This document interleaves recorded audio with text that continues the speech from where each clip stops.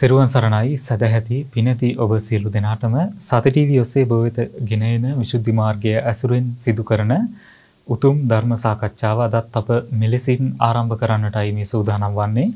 ප්‍රථමයෙන් අදත් සුපුරුදු ලෙස අපට අර්ථයෙන් ධර්මයෙන් අනුශාසනා කරන්නට අප සිදු කළ ගෞරවනීය ආරාධනාව පිළි අරගෙන වැඩම කරන්නට යෙදුනා. ලබුණරුව කන්ද ආරණ්‍ය සේනාසනයේහි ගරු අනුශාසක ශාස්ත්‍රපති රාජකීය පඬිත නම කියනට අවසරයි ස්වාමීන් වහන්සේ පූජනීය මාන්කඩවල නන්දරතන පින්වත් ස්වාමීන් වහන්සේ අප මුලින්ම ස්වාමීන් වහන්සේව මේ උතුම් සාකච්ඡා මණ්ඩපය වෙත ගෞරව නමස්කාර පූර්වකව පිළිගන්නවා. අවසරයි ස්වාමීන් වහන්සේ. අද විසුද්ධි මාර්ගයේ ඇසුරෙන් සිදු කරන මේ උතුම් ධර්ම සාකච්ඡාව මෙලෙසින් ඔබට දැක බලා ශ්‍රවණය කරන්නට ඉඩහසර සලසා දෙමින් ධර්ම දානයේ උදෙසා විකාශන දායකත්වය ලබා දෙන්නට යෙදෙනවා. තිමිරිගස් කටුවේ පදිංචි සුමිත්‍රා සමරවික්‍රම පින්වත් මහත්මිය විසින් දායකත්වයේ දරන එම පින්වත් පිරිසටත් ධර්ම ශ්‍රවණය කරන ඔබ සියලු දෙනාටත් මේ උතුම් කුසලය ගෞතම බුදු සසුනේදීම නිවී සැනසෙන්නට හේතු පාරමිතාවක්ම වේවායි අප මුලින්ම ප්‍රාර්ථනා කරනවා. අප විසුද්ධි මාර්ගය ඇසුරෙන් සිදු කරන මෙම ධර්ම සාකච්ඡාව තුළ මුලින්ම සීල නිර්දේශය සම්බන්ධයෙන් සාකච්ඡා කරන්නට යෙදුනා. එම සාකච්ඡාවන් ඔබට නරඹන්නට පුළුවන් සති ටීවී YouTube නාලිකාවට ප්‍රවිෂ්ඨ වීමෙන්. අද අප සාකච්ඡා කරන්නේ පසුගිය සතිවල සාකච්ඡා කරගෙන ආව අනුපිළිවෙලට දුතාංග සම්බන්ධයෙන් අද එහි ස්වාමීන් වහන්සේ අපට මුලින්ම පැහැදිලි කිරීමක් කරලා දෙන්න යථාසන්තතිකාංගය සම්බන්ධයෙන් අද අපට සාකච්ඡා කරන්නට තියෙන නිසා මේ පිළිබඳව හඳුන්වා දෙමින් මෙහි සමාදන් වෙන ක්‍රමය කොහොමද කියලා පැහැදිලි කිරීමක් කරලා දෙන්න සාන්නස. තෙරුවන් සරණයි පින්වත් සියලු දෙනාටම විසුද්ධි මාර්ගය පිළිබඳව සාකච්ඡා කරන් එනකොට එහි ඇතුළත් ඊටවත් වටිනා දහම් කරුණු අපි පිළින් පෙළට පැහැදිලි කරමින් එනවා. මේ සාකච්ඡා මාලාව තුළදී ඔබ සඳහන් කළා වගේම අපි සීල සහ දුතංග සම්බන්ධයෙන් සෑහෙන කොටසක් අපි සාකච්ඡා කරලා තියෙනවා. අදත් ඊටාත්ම වැදගත් කොටසක් ඔබට පැහැදිලි කරන්නට තියෙනවා. දුතංග කියන මේ ධර්මය සිල්වතුන් ගුණවතුන් වහන්සේලාට හුරු පුරුදු ධර්මයක්. තමන් වහන්සේලාගේ ගුණ ධර්මයන් දියුණු කරගෙන එනකොට මේ සීල සමාධි ප්‍රඥා කියන ත්‍රිශික්ෂාව වඩාගෙන එනකොට දුතංග ධර්මයන්ගේ පිටු බලය ඉතා විශාලයි. කෙලෙස් දුරු කිරීම සඳහා ලැබෙන දායකත්වය සුවිශාලයි. ඉතින් විශාල ගුණස්කන්ධයක් දියුණු කරගන්නට තමයි මේ දුතංග සමාදානය සිද්ධ කරන්නේ. දැන් අද අපි කතා කරන්නේ දුතංග අතරින් තවත් සුවිශේෂී දුතංග ධර්මයක් පිළිබඳව. අපිට කාලය තිබුණොත් කරුණු දෙකක් කතා කරන්න පුළුවන් දුතංග දෙකක් පිළිබඳව. මුලින්ම අපි කතා කළොත් යතහා සන්තතිකංගය කියන එක. ඒ කියන්නේ මේ තමන් වහන්සේට පැමිණි සේනාසනය සම්බන්ධයෙන් තමයි මේ දුතංගයේ තියෙන්නේ. මුලින්ම අපි දුතංගයේ කොහොමද සමාදන් වන්නේ කියන එක පැහැදිලි කරගත්තොත් සේනාසන ලෝලුප්පම් පටික්ඛිපාමි යතහ සන්තතිකංගං සමාදියාමි කියන මෙන්න මේ වාක්‍ය දෙකෙන් එකක් කියලා උන්වහන්සේලා මේ සමාදන් වෙනවා. මේක සිංහල තේරුම වෙන්නේ සෙනසුන් කෙරෙහි ලොල් බව ප්‍රතික්ෂේප කරනවා. සේනාසන පිළිබඳව යම් ලෝලත්වයක් තියෙනවා නම් බැඳීමක් තියෙනවා නම් අන්න ඒ ලෝලත්වයේ බැඳීම ප්‍රතික්ෂේප කරනවා. යතහ සන්තතිකංගං සමාදියාමි. ඒ දුතංගය යතහ සන්තතික කියන දුතංගය සමාදන් වෙනවා. මෙන්න මේ වාක්‍ය දෙකෙන් එකක් කියලා තමයි උන්වහන්සේලා මෙය සමාදන් වන්නේ. දැන් සේනාසන ලෝලුප්පය කිව්වම සේනසුනට ඇති වෙන ලෝල් බව. අපි සරලව කිව්වොත් එහෙනම් පන්සලට ඇති වෙන ආසාවනේ. පන්සලට වෙන්න පුළුවන් ආරණ්‍ය සේනාසනයේට එහෙම නැත්නම් තමන් වහන්සේ වැඩ ඉන්න ආවාසයට වෙන්න පුළුවන්. මෙන්න මේ දේවල් සම්බන්ධයෙන් යම් තෘෂ්ණාවක් ලොල් බවක් යම් සිතක ඇති වෙන්නට පුළුවන්. මෙන්න මේ ලොල් බව සේනාසන පිළිබඳව ඇතිවන කැමැත්ත දුරු කිරීම තමයි මෙහි මූලික අපේක්ෂාව වෙන්නේ. දැන් ඒකෙන් අදහස් වෙන්නේ මේ පන්සලකට තෘෂ්ණාවක් තියෙනවා ඒ තෘෂ්ණාව දුරු කරගන්නවා කියන එකම නෙමෙයි. දැන් එවක බුදුරජාණන් වහන්සේගේ කාලේ වැඩ හිටපු භික්ෂුන් වහන්සේලාගේ චර්යාව දිහා බලනකොට උන්වහන්සේලා බෙහෙවින්ම සංචාරක ජීවිතයක් ගත කළේ. ස්වාමීන් වහන්සේලාට කියලා මේ මගේ පන්සල කියලා ලියාගත්තේ පන්සල් තිබුණේ නැහැ නේ. මේ සුද්ධ ආවට පස්සේ මේ පන්සල් ආරණ්‍ය සේනාසන ලියා ගන්න කතාවල් තියෙන්නේ. නැත්තම් මේවා ඔක්කොම පොදු දේවල්. පොදු දේවල් කියලා කියන්නේ සංඝ සතු දේවල්. එතකොට උන්වහන්සේලා යම් සංඝසතු විහාරයක වැඩ ඉන්නවා. අවශ්‍ය වුණාම එතනින් බැහැර වෙලා වෙනත් විහාරස්ථානයකට වැඩම කරනවා. එහෙම නැත්නම් මහා වනාන්තරයකට වැඩම කරනවා. සමහර වෙලාවට සොහොනකට වැඩම කරනවා. සොහොන් බිමකට. ඉතින් සුදුසු තැනකට වැඩම කරලා තමන් වහන්සේලා විවේක සුවයෙන් වැඩ ඉන්නවර කෙලෙස් දුරු කිරීමේ ප්‍රතිපදාවේ නියැලෙනවා. දැන් මේ ප්‍රතිපදාව සාක්ෂාත් කරගත් තුමන් වහන්සේලා ditta ධම්ම සුඛය අනුභව කරමින් මෙලොවම ඒ ධර්මයේ සුවය අනුභව කරමින් වැඩ ඉන්නවා. දැන් මෙන්න මේ වගේ සංචාරක ජීවිතයක් ගෙවනකොට උන්වහන්සේලා වරින් වර විවිධ විහාරස්ථාන වලට වැඩම කිරීම සිද්ධ වෙනවා. මෙන්න මේ වැඩම කිරීමේදී තමන් වහන්සේලාට ලැබෙනවා වැඩ ඉන්නට සේනාසනයක්. ඒ කියන්නේ යම්කිසි කුටියක් හම්බ වෙනවා. දැන් අද කොතනක හෝ පන්සලකට වැඩම කරොත් උන්වහන්සේලාට එතන කුමක් හෝ කුටියක් ලැබෙන්නට පුළුවන්. මෙන්න මේ කුටි ලබා ගැනීම සම්බන්ධයෙන් තමයි මේ දුතංගයේ යෙදීම තියෙන්නේ. ඒ කියන්නේ දැන් මේ කුටියක් ලැබුණම එහිදී කොයි ආකාරයෙන්ද පිළිපදින්නේ කියන එක සම්බන්ධයි මේ දුතංගයට. ඒක හරීම වැදගත් දෙයක් භික්ෂු ජීවිතයක. කෙලෙස් දුරු කරන මගක ගමන් කරන උතුමන් වහන්සේලාට මෙහි තියෙන වටිනාකම ඔබට පැහැදිලි වෙයි මේ අපි මේ කරුණ ටික කතා කරගෙන එනකොට. එතකොට මෙන්න මේ දුතංගයේ සමාදන් වෙන්නේ කොහොමද කියන එක කලින් පැහැදිලි කරගත්තොත් අර කියපු වාක්‍ය දෙකෙන් එකක් කියලා පුළුවන් මේ සමාදන් වන්නට. එහෙමයි ස්වාමීන් වහන්සේ. ස්වාමීන් වහන්සේ ඊළඟට පැහැදිලි කිරීමක් කරලා දෙන්න මේ යථාසන්තතිකාංගයේ විධානය කොහොමද බෞද්ධයන් විදිහට අපි දැනගන්න ඕනේ ස්වාමීන් වහන්සේ. ඔව් මේ දුතංගය සමාදන් වෙච්ච ස්වාමින් වහන්සේ නමක් පිළිපදින විදිහක් තියෙනවා. කොහොමද ඒක තමන් වහන්සේගේ ජීවිතයට යොදා ගන්න කියන එක හරි වැදගත් දෙන්නේ. එතකොට මේක කියනවා මේ දැන් අර කලින් සඳහන් කළ විදිහට අපි හිතමුකෝ පන්සලට ස්වාමින් වහන්සේ නමක් වැඩම කරාම උන්වහන්සේට හම්බ වෙනවා ඔබ වහන්සේ මෙන්න මේ කුටිය වැඩ ඉන්න කියලා උන්වහන්සේට යම් කුටියක් ආවාසයක් හම්බ වෙනවා. මෙන්න මෙහෙම ආවාසයක් හම්බ වුණාම මේ දුතංගයේ රකින්න ස්වාමින් වහන්සේ ඒ තමන්ට ලැබිච්ච දෙයින් සතුටු වෙලා ඉන්නවා. ඒ හැර මේට වඩා තව හොඳ තැනක් තියෙනවද? මේට වඩා පහසුකම් තියෙන තැනක් තියෙනවද? වැඩි දුර නැති ටිකක් ළඟ තැනක් නැද්ද? නැත්නම් තමන් වහන්සේ වැඩිමහල්නේ තව මේට වඩා බාලහාමුදුරු මේට වඩා හොඳ කුටියක ඉන්නවා නම් මට එතන ඉන්න පුළුවන්ද? මෙන්න මේ බඳු පැතිකඩකට යොමු කිරීමක් සිද්ධ වෙන්නේ. පින්වත්නි මේ භික්ෂුන් වහන්සේලාගේ ජීවිත තුළ විශේෂයෙන් භික්ෂු සමාජය කියන එක තුළ වෘද්ධ පටිපාටියට තියෙන්නේ හරි වැදගත් තැනක්. දැන් සංඝයා වහන්සේලා වැඩ ඉන්න තැන මහා සංඝරත්නය වැඩ ඉන්න තැන වැඩිමහලු පිළිවෙලින් තමයි ඒ ආසන පැනවීම සිද්ධ වෙන්නේ. දානශාලාවක වැඩම කළත් වැඩිමහලු ස්වාමින් වහන්සේ තමයි මුල් ආසනේ ඉන්නේ. ඊට පස්සේ ඒ වැඩිමහලු පිළිවෙලටයි උන්වහන්සේලා ආසනවල වැඩ ඉන්නේ. ගුණ පිළිවෙලට නෙමෙයි. ගුණ පටිපාටිය නෙමෙයි මෙතනදී අදහස් වෙන්නේ වෘද්ධ පටිපාටිය. එතකොට දැන් අපි හිතමුකෝ උපසම්පදාවෙන් වස් 10ක් වෙච්ච රහතන් වහන්සේ නමක් ඉන්නවා.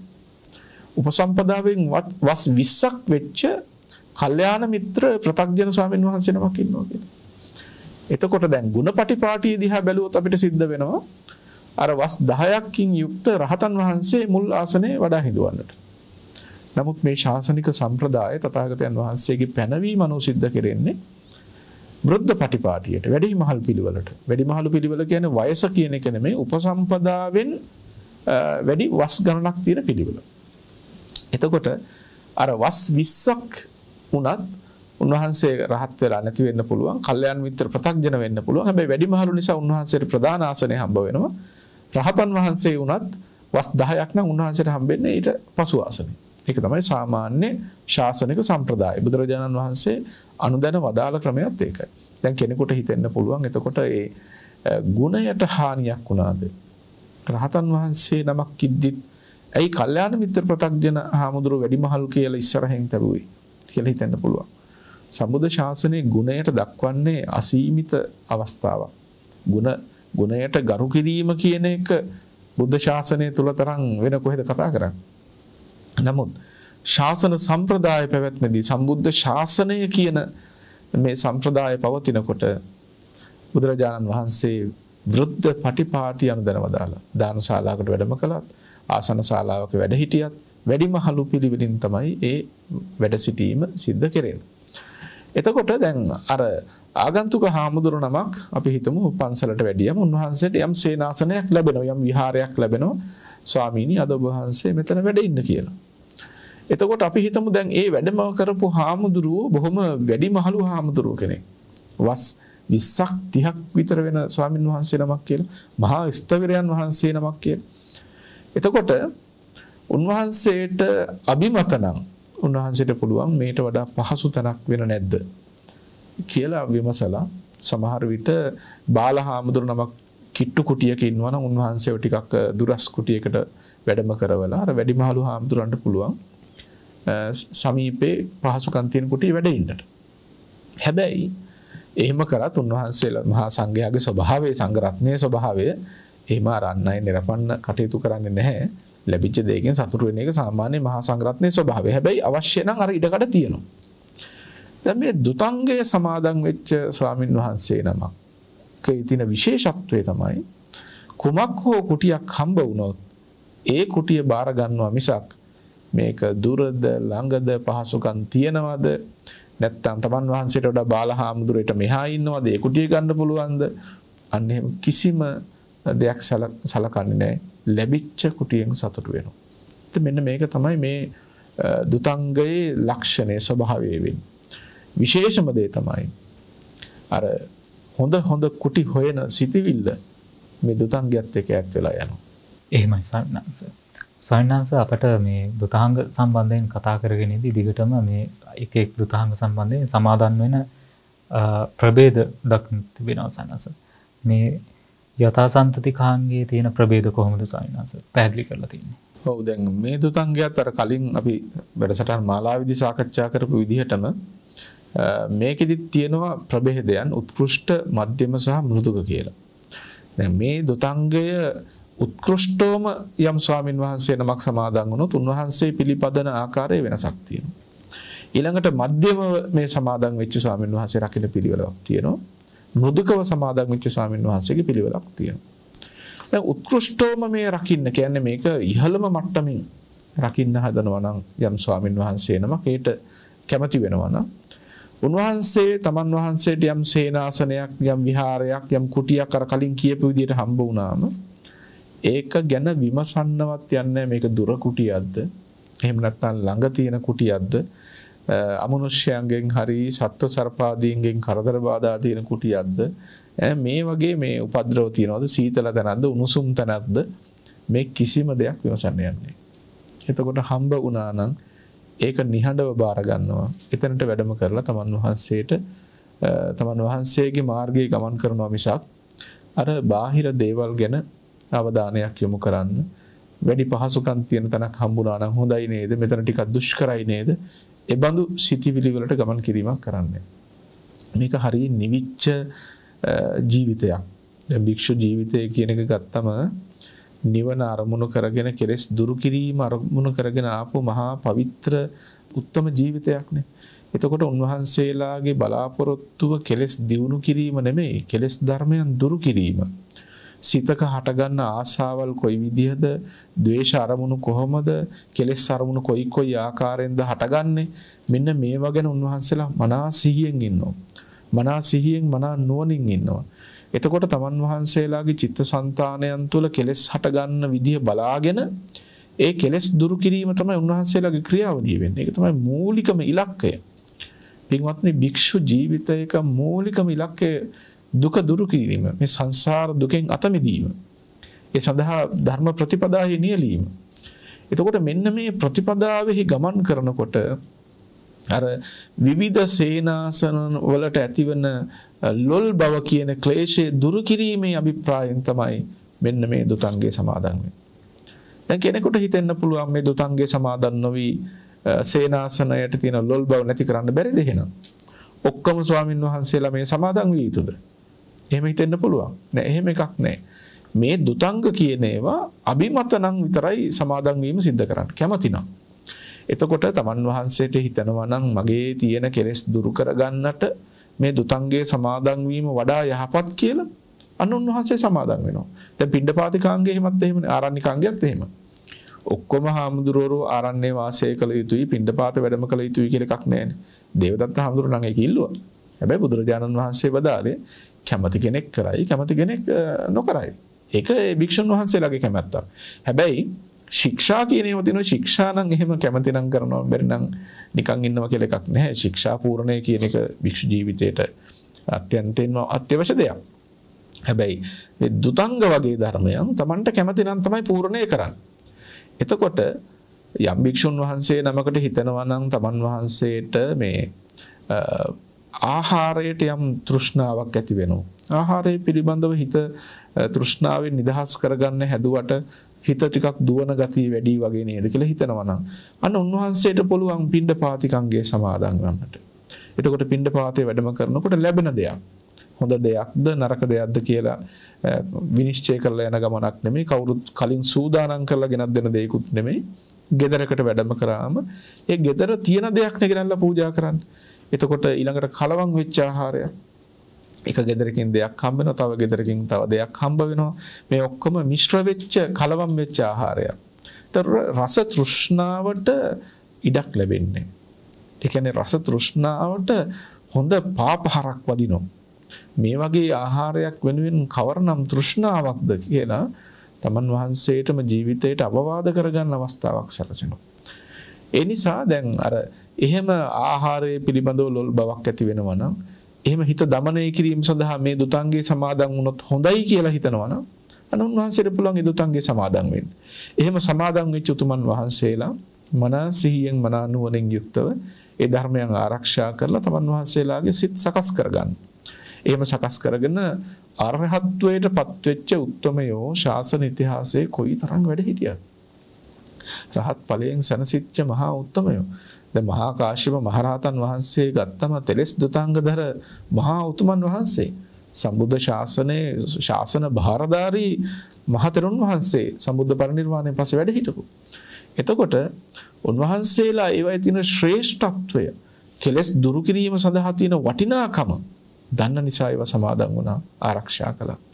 ඒ මහා ආර්ය වංශ ප්‍රතිපදාව රැකගෙන යන උතුමන් වහන්සේලා රැකපු දේවල් නිසා ඊටා ගෞරවයෙන් හරියට රාජකුමාරයෙක් කිරීටයක් කැමැත්තෙන් බාර ගන්නවා වගේ උතුන්න ලැබෙනකොට කැමැත්තෙන් බාර ගන්නවා වගේ අර ආර්ය වංශ ප්‍රතිපදාවෙන් රැකගෙන ආපු මේ උත්තම ධර්මයන් උන්වහන්සේලා සිරසෙන් දරාගත්ත මහා හැඟීමෙන් යුක්තව අප්‍රමාණ ශාසන ගෞරවයෙන් යුක්තව.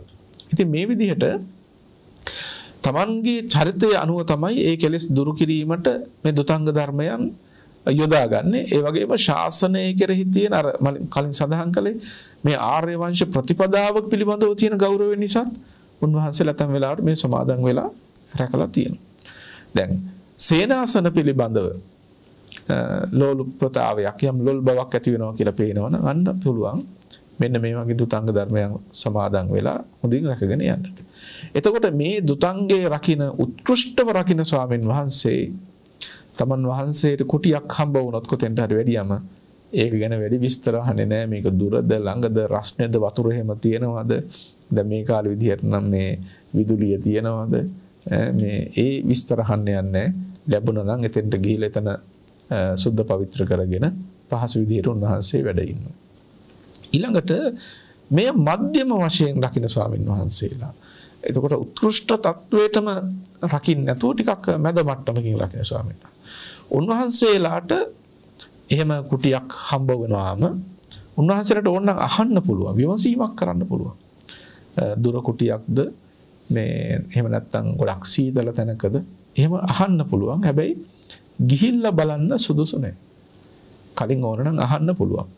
ඊළඟට මේ මෘදුකව රකින්න හාමුදුරුව අර මට්ටමින්ම නෙමෙයි ඊට වඩා ටිකක් අඩු මට්ටමින් රකින්න ස්වාමීන් වහන්සේට උන්වහන්සේට මේ අහන්නත් පුළුවන් කැමති නම් එහෙම නැත්නම් ඒකට ලොකු කැමැත්තක් නැත්නම් වෙනත් පහසු තැනක් තියනවද කියලා අහලා එහෙම තැනකට වඩින්නත් පුළුවන්.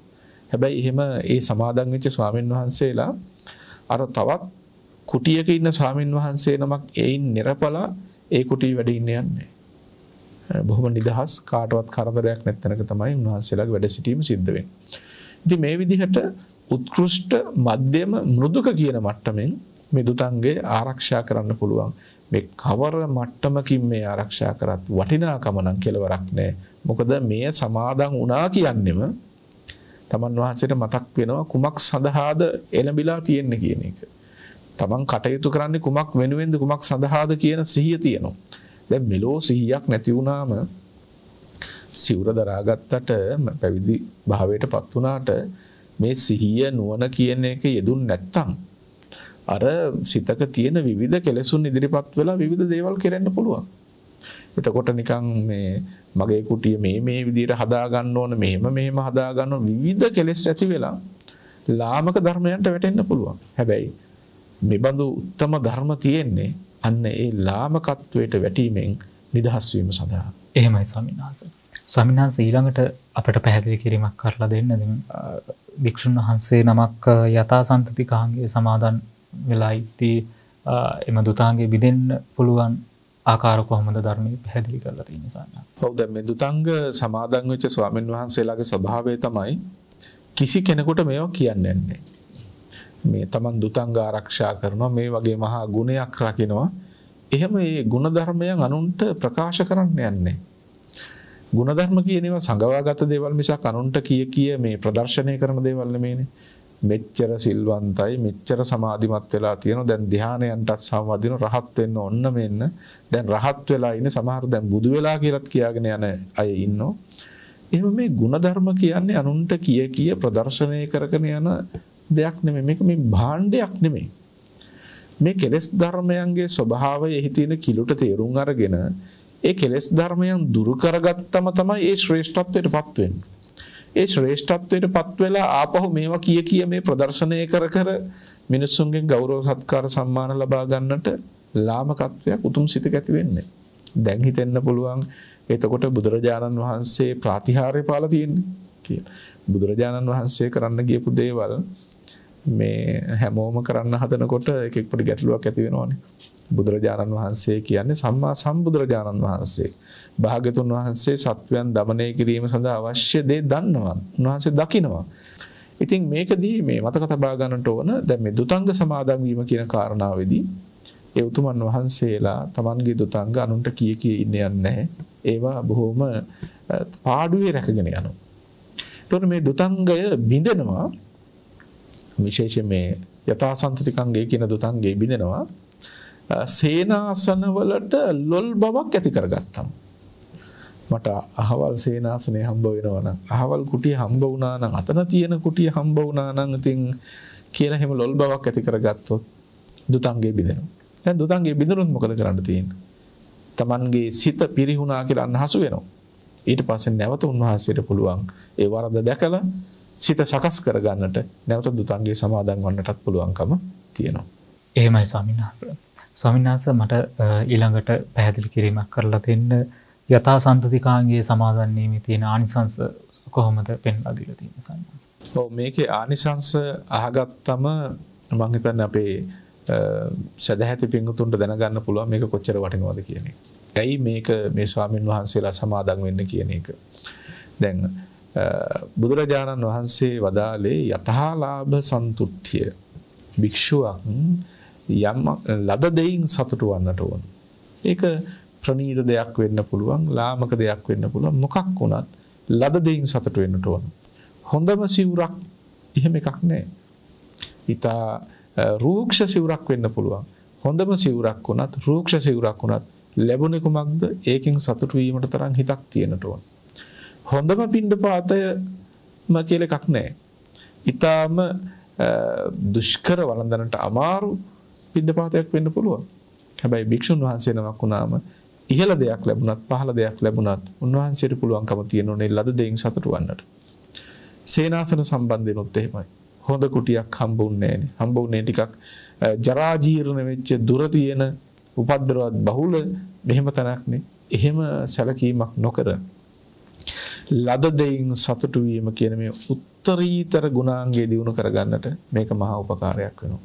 අපි දැක්ක මේ ලද දෙයින් සතුටු වීම කියන මේ උතුම් ගුණාංගය පිළිබඳව සමහර මේ නූතන මේ වර්තමාන කාලේ නැත්නම් මාධ්‍යාලාවල මේ YouTube කරුවන් විවිධ මේ ඒක සම්බන්ධයෙන් විකෘති ප්‍රකාශනයන් ඒ කියන්නේ ඒක හෙලා දැකීමක් සිදු කරනවා මේ ලද දෙයින් සතුටු වීම වගේ සංකල්ප නිසා බෞද්ධ සමාජයේ දියුණු වුණේ නැහැ කියන. මතක තබා ගන්නට ඕනේ අනුරාධපුර යුගයේ තරම් බෞද්ධ සංකල්ප වලින් දියුණු යුගයක් තිබුණේ. ඒ තරම් දියුණු යුගයක් අදටත් අපිට නැහැ. අද අපි මේ ලොකුවට බිල්ඩින් හදාගෙන තිබුණාට ලොකු පාරවල් තිබුණාට නායකාරය වෙලා නින්නේ. අනුරාධපුර යුගයේ තරම් ස්වර්ණමය යුගයක්. මිනිසුන්ගේ සතුට රැඳිච්ච යුගයක්. මිනිසුන්ගේ ආධ්‍යාත්මයේ දියුණු යුගයක්. සාහිත්‍යයෙන්, සංස්කෘතියෙන්, නිර්මාණාත්මක බවෙන්, ආගමික සංකල්පයන්ගෙන් මේ හැම පැත්තකින්ම පිරිපුන් යුගයක්. ලංකා ඉතිහාසය අපිට කොහෙද හම්බ වෙන්නේ? එතකොට ඒ තත්වයට දියුණු වුණේ කුමක් නිසාද? මේ උතුම් බෞද්ධ සංකල්ප නිසා. මේ බෞද්ධ සංකල්පයන්ගේ පරිහානියත් එක්ක තමයි මානව ධර්ම පිරිහිලා යන්නේ, අපේ රටත් පිරිහිලා යන්නේ. ඒ නිසා යම් කිසි කෙනෙක් හිතනවා නම් ලද දෙයින් සතුටු වීම කියන්නේ හිඟන සංකල්පයක් කියලා, හිඟන අදහසක් කියලා, ඒක ඔහු නැවත Taman පිළිබඳව සිතා බැලිය යුතු කාරණාවක්. Taman කියන දේ පිළිබඳව. මොකද ලද දෙයින් සතුටු වීම කියන්නේ උත්තරීතර මානව ධර්මයක්. උසස් මිනිසුන්ගේ හදවතක තබා ගැනීමට හැකි ධර්මයක්. බාල හීනත්වයෙන් පෙළෙන අයට ලද දෙයින් සතුටු වන්නට බෑ. ඒගොල්ලෝ පුංචි දෙයකට සැලෙන අය. හරියට මද සුළඟට සැලෙන ලපළු වගේ. පැවැත්ම හරීම බාලයි, හරීම ලාමකයි. ඉතින් මේ බඳු දුදංග ආරක්ෂා කරන ස්වාමින් වහන්සේ නමක් ගත්තම උන්වහන්සේ ලද දෙයින් සතුටු වෙන ස්වාමින් වහන්සේ නමක්. ඒ උතුම් ගුණය ආරක්ෂා කරන්නෙක් බවට පත් වෙනවා. ඊළඟට මේ සබ්‍රහ්මචාරින් වහන්සේලා කෙරෙහි උන්වහන්සේ දක්වන කාරුණික ගුණය. දැන් මේ අනිත් ස්වාමින් වහන්සේට වඩා මට හොඳ කුටියක් ඕනේ. එහෙම හැඟීමක් නැහැ. එතකොට තව ස්වාමින් වහන්සේ නමක් කුටියකින් වෙනත් කුටියකට පිටත් කරලා ඒ හොඳ කුටිය ගන්නට ඕනේ. අන්න ඒ වගේ අදහස් ඇති වෙන්නේ සබ්‍රහ්මචාරින් වහන්සේලා කෙරෙහි හරි කාරුණික හිතානුකම්පී බවක් ඇති වෙනවා. දැන් මෙන්න මේකත් එක්ක කරුණා විහරණය තමයි වැඩෙන්නේ. තව කෙනෙකුගේ දුකක් පිළිබඳව සතුටු නොවි තව කෙනෙකුගේ දුකක් දැකලා කම්පා වෙන හදවතක් ඇති කරගන්න පුළුවන් නම් අන්න ඒකට කියනවා කරුණාව කියලා. ඒ කම්පාව කියලා කියන්නේ අනේ දුකටපත් වුණා කියලා හඬනවා වැළපෙනවා කියන එක නෙමෙයි. ඒක නුවණින් ඇති කරගන්න කම්පනයක්. එතකොට මෙන්න මේ කරුණා විහරණය දියුණු කරගන්න උපකාරවත් වෙනවා මේ දුතංගේ ආරක්ෂා කරනකොට. සබ්‍රහ්මචාරින් වහන්සේලා කෙරෙහි විශේෂයෙන් හදවතේ ඇති කරගන්න කාරුණික හැඟීමක්. ඒ වගේම තමයි මේක හීනයි, මේක ප්‍රණීතයි, මේ ආදී වශයෙන් අර උස් පහත් බවක් ඇති කරගන්නේ. සාමාන්‍ය මිනිස්සු අටලෝ දහමට කම්පා වෙනවනේ. හැබැයි මේ දුතංගේ රකින්න උතුමන් වහන්සේ අෂ්ට ලෝක ධර්මයට කම්පා නොවි ඒ තාදී ගුණය දිනු කරගන්නවා. ඒ උතුම් ගුණය දිනු කරගන්නටත් මෙය මහෝපකාරක දෙයක් වෙනවා. ඊළඟට මේ අතීච්ඡතාවය කියලා කියන්නේ ගොඩාක් කැමැති, ගොඩාක් තෘෂ්ණාව. මෙන්න මේ කියන ලාමක ගතිය දුරු වෙනවා වගේම අල්පේච්ඡතාවය කියන ස්වල්පයක් කැමැති වන බව. ගොඩාක් ඕනේ කියලා තෘෂ්ණා බර්ත වෙන්නේ. අන්නේ ස්වල්පයක් කැමැති වන බව කියන උතුම් ගුණාංගය දිනු කරගන්නට මේක මහා උපකාරයක් වෙනවා. ඉතින් මේක දක්වනවා මේ දුතංගයේ සමාදන් වෙච්ච උතුමන් වහන්සේලා තන ඇතිරිවිලි පවා සුවසේ වැඩ ඉන්නවා කියලා. ඒ කියන්නේ තනකොළ වලින් හදපු ඇතිරිල්ලක් උනත් වෙන්න පුළුවන් උන්වහන්සේට ලැබුණේ. හැබැයි ඒකේ හිටියත් උන්වහන්සේ සුවසේම වැඩ ඉන්නවා කියනවා. දැන් බලන්න සාමාන්‍ය මිනිසයන්ට මේ තනකොළ ටිකක් දාලා ඇතිරිල්ලක් හදලා මේක ඉන්න කිව්වොත් මනසින් කොච්චර වැටෙනවද? හැබැයි අර උතුමන් වහන්සේ ඒ තන ඇතිරිල්ලේ පවා සුවසේ බොහොම නිරාමිෂ සුවයක් භුක්ති විඳින්මින් වැඩ ඉන්නවා.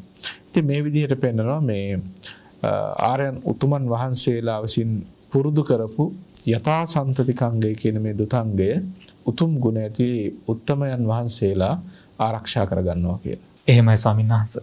යථා සම්තතිකාංගය අපි මේ විදිහට දැනගද්දී අපිට ඊළඟට හම් වෙන දුතාංගය අපිට දැනගන්නට තිබෙන දුතාංගය නේසජ්ජිකාංගය. ස්වාමීන් වහන්සේ මට පැහැදිලි කිරීමක් කරලා දෙන්න නේසජ්ජිකාංගය සමාදන් වෙන්නේ කොහොමද, මේ පිළිබඳව අපි දැනගන්න ඕනේ කොහොමද කියන කාරණාව. ඔව් දැන් අපි මේ දුතාංග ගැන කතා කරනකොට නේසජ්ජිකාංගය රකින්නවා කියන එක මේ දුතාංග අතරින් අතිශයම දුෂ්කර දුතාංග ධර්මයක්. මේ ආරක්ෂා කිරීම හරි අමාරුයි. මහා වීර්යවන්ත උත්තමයන්ට තමයි මේක ආරක්ෂා කරන්න පුළුවන්කම තියෙන්නේ. ඔබට මේ පැහැදිලි කිරීමත් එක්ක තේරෙයි නේසජ්ජිකංගයේ වගේ දුතංගයක් රකින්න නම් මොන තරම් ගුණයක් තියෙනට ඕනද, මොන තරම් වීර්යයක් තියෙනට ඕනද කියන එක. දැන් නේසජ්ජිකංගය කියලා කියන්නේ මේක සමාදන් වෙන්න මෙහෙමයි. සෙය්‍යම් පටික්කිපාමි නේසජ්ජිකංගං සමාදියාම කියලා වැතිරීම ප්‍රතික්ෂේප කරනවා. ඒ කියන්නේ සැතපෙනවා කියන එක ප්‍රතික්ෂේප කරනවා. නිදා ගන්නවා කියන එක ප්‍රතික්ෂේප කරනවා. ඊට පස්සේ නේසජ්ජිකංගය සමාදන් වෙනවා. මෙන්න මේ දෙකෙන් එකක් කියලා පුළුවන් මේ සමාදන් වෙන්න. කොන්ද ටිකක් දිගහැරලා සැතපෙනවා කියන එක ඉරියව්ව ප්‍රතික්ෂේප කරාම ඒක දවසකට දෙකකට ප්‍රතික්ෂේප කිරීමක් නෙමෙයි. උන්වහන්සේම මේ දවස වෙනකම් මේක ආරක්ෂා කරනවා කියලා හිතාගෙන කරන දෙයක්ුත් නෙමෙයි. සමාදන් වෙන්නේ දැඩි අදිෂ්ඨානයකින් යුක්තව. මොකද දැන් ඔබට මතක ඇති අපේ මහබෝසතාණන් වහන්සේ බොමැඩ වැඩ හිටපු හැටි නේද? බුදුරජාණන් බෝසතාණන් වහන්සේ හිතුවේ මේ ලේ මස් වියදලා ගියත් නැගිටින්නේ නැහැ සම්බුද්ධත්වයට පත් වෙලා මිසක් කියන. මෙන්න මේ වගේ දැඩි අදිෂ්ඨානයකින් මේ මහබෝසතාණන් වහන්සේ බොමැඩ වැඩ සිටියේ. කෙලස් දුරු කරන මේ මාවත ගමන් කරන ස්වාමින් වහන්සේලා සැතපීමෙහි සැතපෙන්න ගියාම සිද්ධ වෙන ප්‍රමාදය නිසා මෙන්න මේ ප්‍රමාදේ දුරු කිරීම සඳහායි මේ දුතංග ධර්මය ආරක්ෂා කරන්න. මේක දුතංග අතරින් රැකීමට දුෂ්කරම දුතංග ධර්මයක්. මහා වීරියක් තියෙන උත්තරය තමයි මේක ආරක්ෂා කරලා තියෙන්නේ. එහෙමයි ස්වාමීන් වහන්සේ. ස්වාමීන් වහන්සේ ඊළඟට තියෙන්නේ නේසජ්ජිකාංගයේ විධානය දැනගන්න සන්නස් අපිට මේ පිළිබඳව විග්‍රහයක් කරලා දෙන්න සන්නස්. නේසජ්ජිකාංගයේ පිළිබඳව කතා කරනකොට අපිට හමුවන ඊ타ත්ම සුප්‍රකට චරිතයක් තමයි චක්කුපාල තෙරුන් වහන්සේගේ චරිතයනේ. චක්කුපාල හාමුදුරුවෝ කියලා කියන්නේ මේ නේසජ්ජිකාංගයේ සමාදන් වෙලා ආරක්ෂා කරපු අරහත්ත්වයට පත්වෙච්ච මහා උත්තමයන් වහන්සේ නම. චක්කුපාල හාමුදුරුවෝ තමන් වහන්සේගේ අනිත් ස්වාමින් වහන්සේලාත් එක්ක වස් කාලේ භාවනා කරන්න කියලා පිටත් වුණේ. ඊට පස්සේ වස් සමාදන් වෙලා චක්කුපාල තෙරුන් වහන්සේ අදිෂ්ඨාන කරගත්තා මේ වස් කාලය තුල සතපීමක් නම් කරන්නේ කොහොම හරි වීරිය කරලා මේ කෙලෙස් ධර්මයන් දුරු කරගන්නවා කියලා. මෙහෙම අදිෂ්ඨාන කරගත්තා. දැන් මේ නේසජ්ජිකංගේ නෙමෙයි. ඊට පස්සේ උන්වහන්සේට ඇස් රෝගය හැදුණානේ. ඇස් රෝගය හැදුනම වෛද්‍යවරයා බෙහෙත් නියම කරා ඇසට දාන්න කියලා. හැබැයි වෛද්‍යවරයා නියම කරේ සැතපීලා මේ නිදාගන්න ඉරියව්වෙන් ඉඳලා මේ ඇහැට මේ බෙහෙත් ටික දාන්න කියලා. තෙරුන් වහන්සේගේ දැස් වලින් කඳුළු බේරෙනවා. මේ ඇස් රෝගේ ඊටාම උග්‍ර වෙලා. හැබැයි චක්කුපාල හාමුදුරුවෝ හිතනවා චක්ඛූනි හායන්ති මමායිතානි සෝතානි හායන්ති තතේව දේහෝ සබ්බම්පි දං හායති දේහ නිස්සිතං කිං කාරණා පාලිතත්වම් පමජ්ජසි. ඇස් විනාශ වෙනවා. මේ සංසාරේ ගමන් කරනකොට ඇස් කාගේද විනාශ නොවෙන්නේ. කන් විනාශ වෙනවා. මුළු ශරීරයෙන් වෙනසිලා යනවා. පාලිත නුඹ කුමක් නිසාද ප්‍රමාද වෙන්නේ?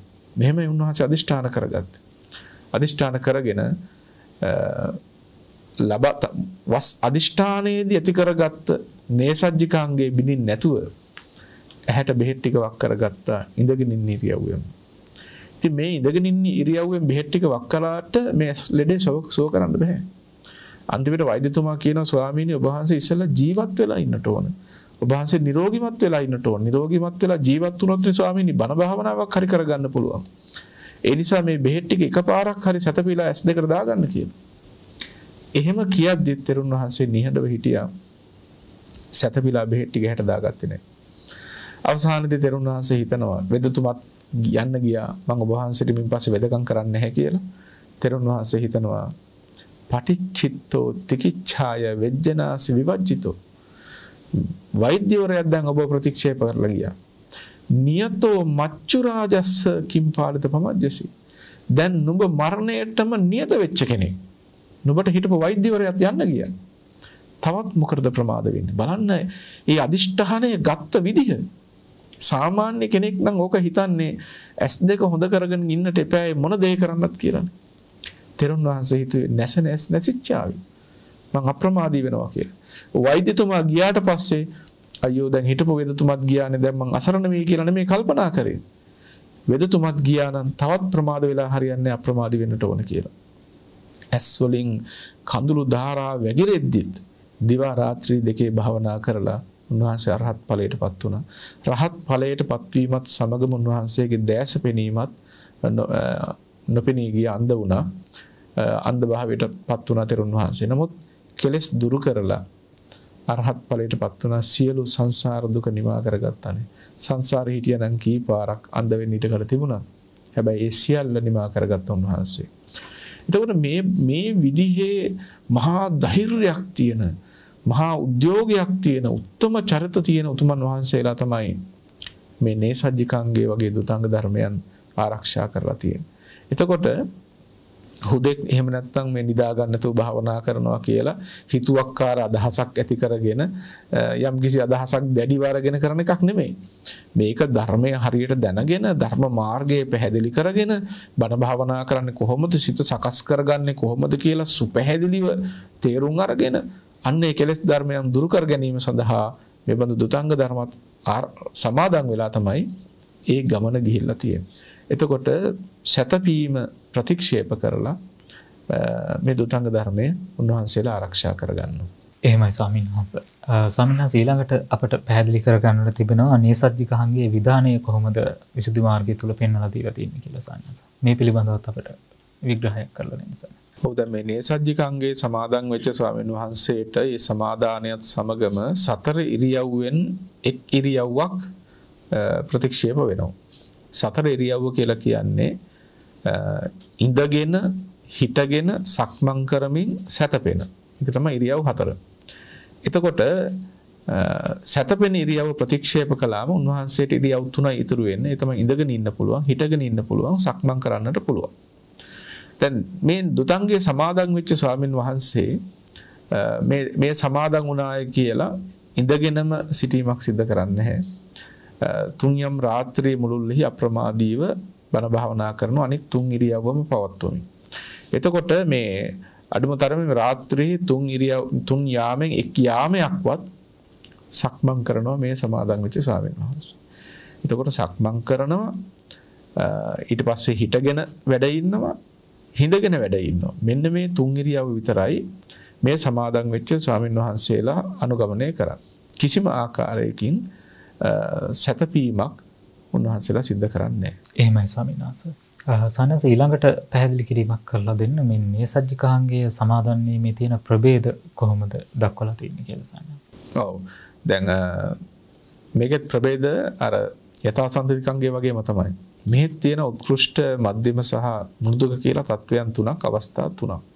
උත්කෘෂ්ඨව රකින්න ස්වාමීන් වහන්සේ මේ කොයිතරම් දැඩිව ආරක්ෂා කරනවද කියනවා නම් උන්වහන්සේ මේ පිටි ඇඳි සහිත ආසන ඒ වගේම මේ රෙදියෙන් කළ අකවටු කියන එක. දැන් ඒක ඔබට පැහැදිලි කරන්න ඕන එකක් තමයි මේ පිටි සහිත මේ ඇඳි සහිත කියන්නේ දැන් හේතු වෙන්න පුළුවන් පුටු තියෙනවානේ. එතකොට දැන් අපි මේ ධර්ම දේශනා කරන පුටුව ගත්තත් මේකට හේතු වෙන්න පුළුවන්. උත්කෘෂ්ඨව රකින්න ස්වාමීන් වහන්සේ එහෙම මේ පිටි ඇඳක් තියෙන ආසනයක වැඩ ඉන්නේ නැහැ. ඒ කියන්නේ එහෙම හේතු වෙන්නේ නැහැ. ඊළඟට මේ පිළියෙන් කළ අකවටු කියන්නේ දෙදනහා ඉඟටිය වටා ඔතාගෙන ඉන්න එක. දැන් පුළුවන් රෙදි පටියකින් අර බිම ඉඳගෙන දන හිස් දෙක උසට හිටන විදිහට පුළුවන් තමන්ගේ මේ ඉඟටිය වටා දෙදන වටා යම් රෙදි පටියකින් ගැටයක් වගේ ගහගන්න. ගැටයක් හදලා පොඩ්ඩක් තදට තියාගන්න පුළුවන්. එහෙම තියාගත්තම අර මේ කොන්ද ටික පහසුවක් දැනෙනවා, නිදා නොගැනීමෙන් ඇති වෙන අපහසු දුරු වෙන්න පුළුවන්. අන්න ඒ ඉරියව්වත් මේ එයත් උන්වහන්සේ පාවිච්චි කරන්නේ.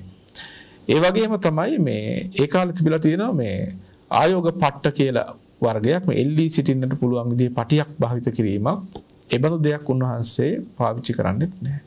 දැන් මේ උත්කෘෂ්ඨව රකින්නවා කියනකොට මේ සඳහා එකක් තමයි හොඳ කාය බලයක් තියෙනටත් ඕන. ඒ වගේම හොඳ දෘಢ අධිෂ්ඨානයක් තියෙනටත් ඕන. කෙනෙකුට හිතෙන්න පුළුවන් මේ නිදා ගන්න නැතුවම ඉන්න ගියාම මානසිකව මේක යම් මේ අපහසුතාවයක් දැනේද? කෙනෙකුට නිින්ද කියන එක අත්‍යවශ්‍ය දෙයක් නේද කියලා. ඔව්, නිින්ද අත්‍යවශ්‍ය දෙයක් තමයි. සාමාන්‍ය ජන සමාජය තුළ නිින්ද කියන එක අත්‍යවශ්‍ය දෙයක්. මොකද වුන් සාමාන්‍ය ජීවිතයක් ගෙවන්නේ ඒ ජීවිතය තුළ ඇතිවෙන අර පීඩනකාරී තත්වයන් සහ කායික මානසික කියන දෙපැත්තෙම තියෙන අපහසුතාවයන් දුරු කිරීමට නිින්ද කියන එක අවශ්‍ය වෙනවා. හැබැයි මේ භාවනා ප්‍රතිපදාව කියන එක ඊට වඩා වෙනස් දෙයක්. මේ භාවනා ප්‍රතිපදාවෙන් හිත ඉතාමත් හොඳින් සකස් කරගෙන යන උතුමන්ට නිින්ද කියන එක අවශ්‍ය වෙන දෙයක් නෙමෙයි. මොකද තීන මිද්දය කියන මේ නීවරණය දුරු කරනවනේ භාවනා මාර්ගයේ. දැන් තීන මිද්දය කියන්නේ ඇඟ සිතේ සහ කයේ මෙලි ගතිය. ඒක නිදාගන්නේ ඒ තීන මිද්දයත් එක්කනේ. තීන මිද්දය කියන නීවරණය උන්වහන්සේලා දුරු කරනවා. ඊට පස්සේ උන්වහන්සේලා ආලෝක සංඥාව උපදවා ගන්නවා. ධ්‍යාන සුවයෙන් වැඩ ඉන්නවා. සාමාන්‍ය මිනිස්සු නිදාගෙන ලබන සුවය වගේ නෙමෙයි. ඒ ආර්ය උත්තමයන් වහන්සේලා ධ්‍යාන සුවයෙන් වැඩ ඉන්නවා. ඒ භාවනා කරපු එකේ වටිනාකමත් එක්ක. එතකොට සාමාන්‍ය කෙනෙකුට හිතෙන්න පුළුවන් නිදානෝගෙන සිටීමෙන් ඇති වෙන කායික මානසික අපහසුතාවය කොහොමද සංසිඳවා ගන්න කියලා නෑ. ඒක සාමාන්‍ය ලෝකයට එහෙම වුණාට මේ උතුම් භාවනා ප්‍රතිපදාවේ නිවැරදිව ගමන් කරන කෙනෙකුට ඒක එහෙම අපහසුතාවයක් ගෙන දෙන්නක් නෙමෙයි. මුල් කාලයේදී අර පුරුදු පුහුණු වෙන කාලයේදී කෙනෙකුට නිින්ද කියන එක අවශ්‍ය වෙනවා. නමුත් බොහොම ඉහළ මට්ටමට දියුණු කරපු කෙනෙකුට ඒ ඉක්මවා යන්න පුළුවන්කම තියෙනවා. ඉතින් ඒ භාවනා කරනවා කියන එක නිකම්ම කරනවා නෙමෙයිනේ. කමඨාන් දෙන ආචාර්යයන් වහන්සේ නමකගේ උපදෙස් සහිතව මේ දේවල් කරන්න. ආචාර්ය උපාධ්‍යයන් වහන්සේලාගේ අනුදැනුම ඇතුව උපදෙස් සහිතව. ඒ නිවැරදිව කරන කෙනෙකුට ඒක අපහසුතාවයක් ඇති කරන දෙයක් නෙමෙයි. ඒ වගේම දැන් අර මධ්‍යම රකින්න ස්වාමීන් වහන්සේට උන්වහන්සේට ඕන නම් අර ඇඳි පුටුවක ඉඳ ගන්න පුළුවන්කම තියෙනවා. ඒ වගේ දෙයක් පාවිච්චි කරන්න පුළුවන්. මෘදුකව රකින්න ස්වාමීන් වහන්සේට ඇඳි පුටුවක් පාවිච්චි කරන්න පුළුවන්. ඒ වගේම තමයි දැන් මේ පංචාංගාසන සහ සප්තංගාසන කියලා තියෙනවා. පංචාංගාසන කියලා කියන්නේ කකුල් 4ක් සහ හේතු වෙන්න පුළුවන් විදිහ ඇඳක් තියෙන ආසනෙට. ඒතර අංග 5ක් තියෙනවා. සප්තංග කියලා කියන්නේ අංග 7ක් තියෙන ආසන. දැන් අපි මේ ධර්ම දේශනා කරන්න වැඩ ඉන්න පුටුවත් ඒ සප්තංගාසනය. කකුල් 4 සහ හේතු වන පුවරුව දෙපැත්තේ ඇඳ දෙකක් තියෙනවා. ඒතර අංග 7කින් යුක්ත ආසනය. මෘදුකව රකින්න ස්වාමීන් වහන්සේට අවශ්‍ය නම් මේ සප්තංගාසනයකත් වැඩ ඉන්න පුළුවන්කම තියෙනවා. ඉතින් මෙන්න මේ විදිහට උත්කෘෂ්ඨ මධ්‍යම සහ මෘදුක වශයෙන් මෙහි අපිට ප්‍රභේදයන් දක්නට පුළුවන්කම තියෙනවා. එහෙමයි ස්වාමීන් වහන්සේ. ස්වාමීන් වහන්සේ මට අවසාන වශයෙන් පැහැදිලි කිරීමක් කරලා දෙන්න මේ නේසජ්ජිකාංගය සමාදන් වන භික්ෂුන් වහන්සේලාට මේ නේසජ්ජිකාංගය කියන දුතහංගය බිඳින්න පුළුවන් ක්‍රම කොහොමද සහ එහි තියෙන ආනිසංස කොහොමද විසුද්ධි මාර්ගය තුල ධර්මයේ තුල පැහැදිලි කරලා දීලා තියෙන්නේ ස්වාමීන් වහන්සේ. ඔව් දැන් මේ දුතංගයේ ස්වභාවයම මේ පිට හේතු කරගෙන නිදා ගන්න නැහැ කියන එක ඇල වෙලා නිදා ගන්නෑ. ඒ කියන්නේ පුටුවකට හේතු වෙන්න පුළුවන් නමුත් මෙට්ටයක එහෙම නැත්නම් ඇඳක වගේ සැතපෙන්නේ නැහැනේ. එතකොට මේ දුතංගයේ සමාදන් වෙච්ච ස්වාමීන් වහන්සේ නමක් පිට දිග හැරලා සැතපුණොත් එහෙම බිම හෝ මෙට්ටයක හෝ ඇඳක හෝ ඒ සැනින්ම දුතංගයේ බිඳෙනවා. උන්වහන්සේට අවශ්‍ය නම් නැවත සමාදන් වෙන්න පුළුවන්. හැබැයි සමාදන් වෙච්ච දුතංගයේ එතකොට බිඳෙනවා. ආනිසංස පිළිබඳව බලනකොට මේ මහා පුදුමාකාර ආනිසංස ගෙන දෙන උත්තමම දුතංග ධර්මයක්. එකක් තමයි මේ වැද ඒ කියන්නේ සතපිලා අර සෙය්‍ය සුඛ පස්ස සුඛ කියලා කියන්නේ. නිදා ගැනීමෙන් සහ පෙරලි පෙරලි මේ අත පෙරලි පෙරලි ඉන්නකොට ලැබෙන සැපයට මේ සාමාන්‍ය ලෝකයා කොච්චර කැමතිද? දැන් ඔබ උදේට නැගිට්ටම එකපාර ඇඳෙන් නැගිටින්න නැතුව ටිකක් එහාට මෙහාට පෙරලි පෙරලි ඉන්න කොච්චර කැමතිද? හරි කම්මැලි ඉන්න නැගිටින්න. මොකද ඒ සුවයට ඇලිලා ඉන්නවා. ඒකට හරි කැමති. මෙන්න මේක ක්ලේශ ධර්මය. මෙන්න මේ ක්ලේශය හඳුනා ගන්නවා භාවනාන යෝගී උතුමන් වහන්සේලා. අන්න ඒ ක්ලේශය දුරු කර ගන්නට උන්වහන්සේලාට මේ දුතංගය අතිශයින්ම උපකාරක දෙයක් වෙනවා. ඒ වගේම තමයි මේ සියලු කමඨහන් වලට මේක හරි අනුකූලයි. ඕනම කමඨහනක් වඩාගෙන යන්න පහසුයි මේ දුතංගයේ සමාදන් වුණාම. ඊළඟට උන්වහන්සේ දැක්කම ඒ බඳු වීරිය කරන මහෝත්තමයන් වහන්සේ නමක් දැක්කම ඒ හැසිරීමම කොච්චර හිතට සතුටගෙන දෙන දෙයක්ද?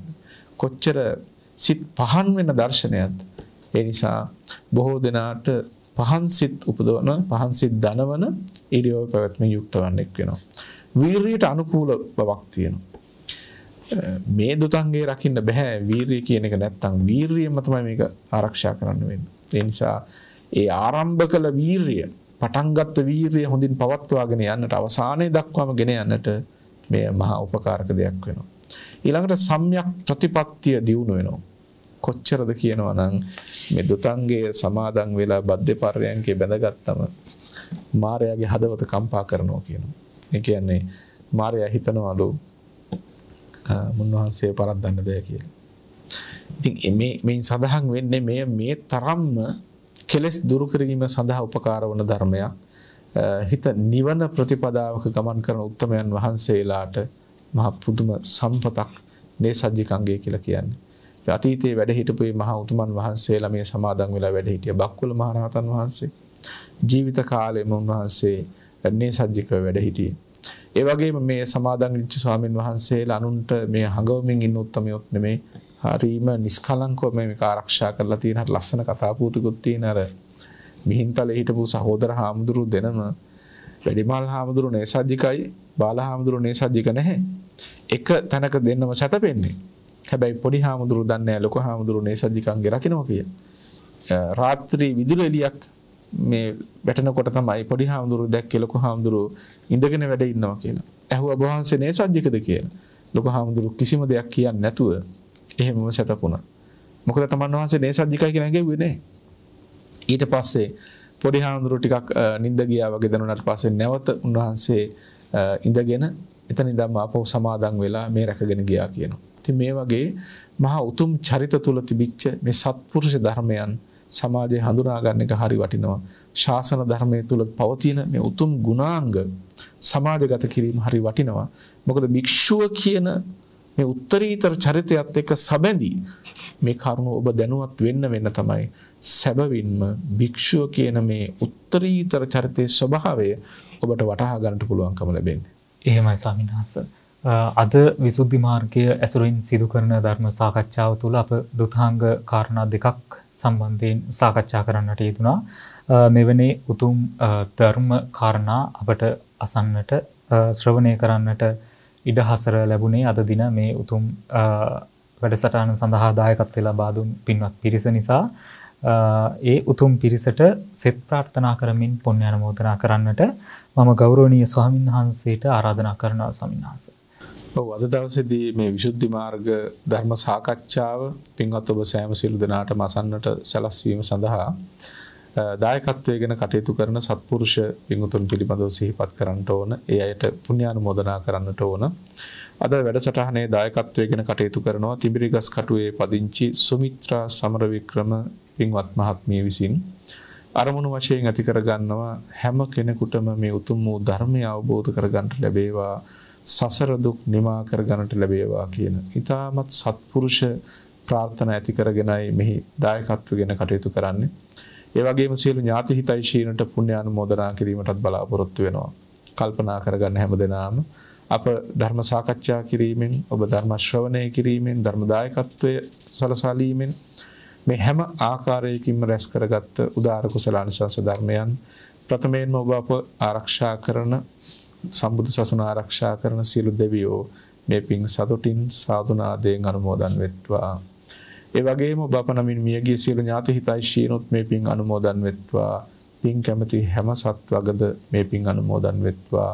දුකින් මිදී සුවපත් වී ලෞතුරු නිවනින් සැනසීම ලබත්වා. දායකත්වයෙන් කටයුතු කරන පින්වතුන්ටත් පවුලේ සෑම සියලු දෙනාටත් සදේවක ලෝකයාටත් රත්නත්‍රයේ අනන්ත ගුණ බලයෙන් සියලු යහපත වේවා.